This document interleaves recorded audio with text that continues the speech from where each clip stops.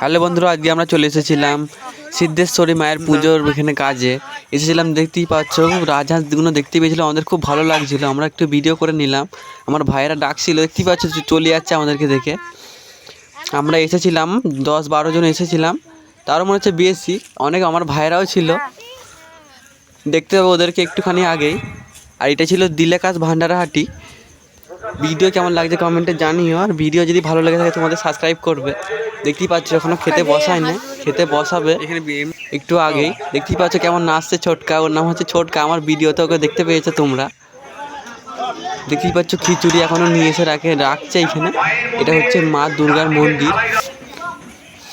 এখানে ছোট জায়গার কারণে তো এখানে খুব অসুবিধা হচ্ছিল, বড় ফাঁকা জায়গা ছিল না। দেখতে পাচ্ছ গাড়িটা যে নিয়ে যাচ্ছে, ওই গাড়িটা করে খিচুড়ি নিয়ে যাচ্ছিলো কিন্তু। আর এই ঠাকুরটা দেখতে পাচ্ছ, এটা মনে হচ্ছে শিব দুর্গা, কিন্তু আমি ঠিক জানি না। ভিডিওটা করে ফেললাম, ভিডিও ভালো লাগলে শেষ পর্যন্ত দেখতে হবে।